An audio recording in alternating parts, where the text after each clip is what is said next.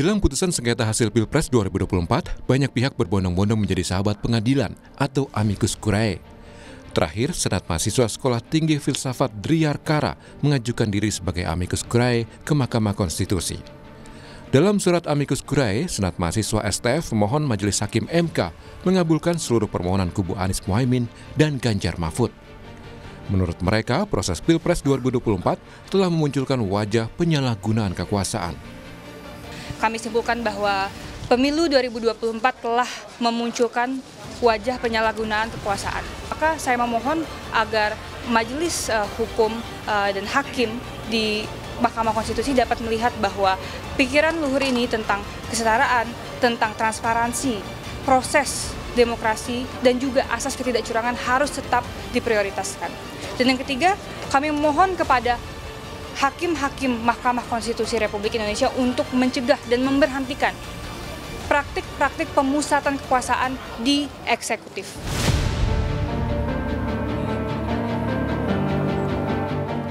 Tak hanya itu, pengajuan diri sebagai sahabat pengadilan atau amicus curiae juga dilakukan Koalisi Masyarakat Sipil dan Rohaniawan. Dalam suratnya, koalisi memohon Hakim Konstitusi menjatuhkan putusan berdasarkan etika sekaligus mengadili untuk memperbaiki nilai-nilai kebangsaan.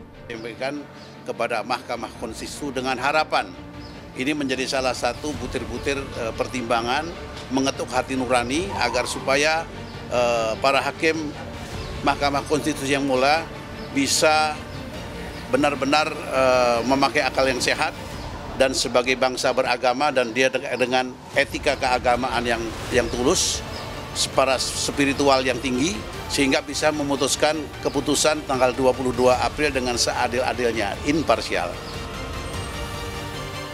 Sebelumnya, Ketua Umum PDI Perjuangan Megawati Soekarno Putri juga telah mengajukan diri sebagai amicus curiae atau sahabat pengadilan ke Mahkamah Konstitusi. Pengajuan amicus curiae ini ditulis dalam sebuah surat yang ditulis tangan dan ditandatangani langsung oleh Megawati Soekarno Putri dan diserahkan Sekjen PDIP Hasto Kristianto ke MK. Ini ada seluruh pertimbangan-pertimbangannya yang disampaikan oleh Ibu Megawati sebagai amicus curiae dan kemudian ditutup dengan tulisan tangan. Rakyat Indonesia yang tercinta, marilah kita berdoa. Semoga ketuk palu Mahkamah Konstitusi bukan merupakan palu godam, melainkan palu emas. Seperti kata Ibu Kartini pada tahun 1911, habis gelap terbitlah terang, sehingga fajar demokrasi yang telah kita perjuangkan dari dulu timbul kembali dan akan diingat terus-menerus oleh generasi bangsa Indonesia. Amin ya rabbal alamin. Namun ada juga pihak yang mengajukan amicus curiae agar Hakim MK menolak permohonan sengketa Pilpres yang diajukan Anies Mohaimin dan Ganjar Mahfud. Ini diajukan Ketua Umum Federasi Serikat Pekerja BUMN Bersatu, Arief Poyuwono. Arief menilai kemenangan Prabowo Gibran sudah sah tanpa unsur kecurangan. Ia juga menambahkan proses pemilihan presiden berjalan lancar tanpa protes dari masyarakat. Kami bertindak secara organisasi, atas nama organisasi, juga atas nama warga negara, menyatakan sebagai sahabat hakim dari Mahkamah Konstitusi bahwa satu ya, kemenangan Prabowo Gibran dalam Pilpres 2024 adalah sah dan tidak ada kecurangan karena kami adalah bagian-bagian dari yang mengkampanyekan Prabowo Gibran. Ya.